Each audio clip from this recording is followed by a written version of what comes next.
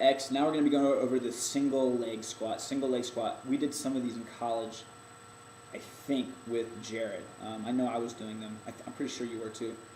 Some of your guys won't be able to do a single leg squat. Let me give you an example. So if one of your guys is squatting and his leg's like, and he's going down like this and he can't hold it, he's not ready for the squat, and that's okay, okay? What I'm looking for, let me give you a side view first. Actually, we'll go this way. This is my right leg. What I'm looking for is foot to be flat, not coming off the heel, not coming off the ball of the foot, but a nice, stable, firm foot. If there's a little wobble, we'll let that go for now. Little wobble's okay, but huge wobble I can't control, bad. Okay, so I'm gonna try to get my leg foot real still. And as I come down, what I'm doing is I'm pushing my knee forward and my hip backwards. Again, knee forward, knee's gonna go forward, hip backwards at the same time. So I'm actually, my upper body's gonna be sinking down, my legs are just hanging. And then I'm gonna press up and through. Now as I come, actually let me get right here.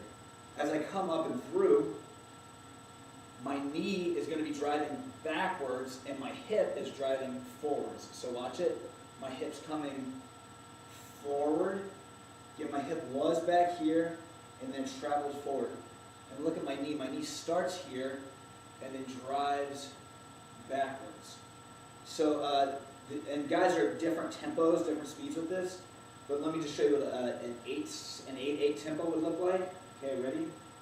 8, 7, 6, 5, 4, 3, 2, 1, 8, 7, 6, 5, 4, 3, 2, 1.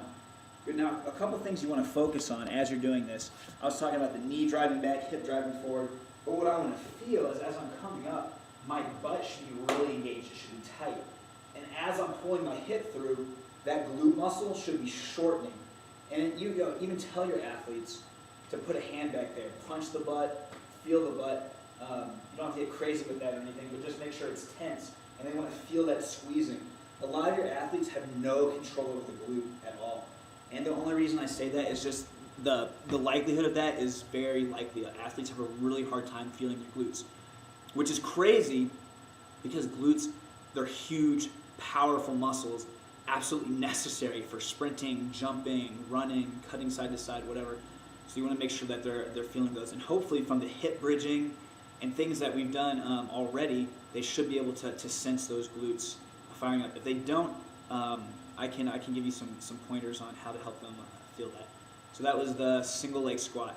Actually, let me before I cut you off, let me show you one more thing. What I'm going to look from the front. I showed you the wobble, but just check out my feet. I want to make sure my foot isn't collapsing in too far and isn't falling out.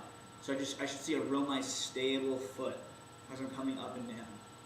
And again, the knee is because you're shifted onto one leg, it's going to travel a little bit in, but make sure no one's doing anything crazy or going way out.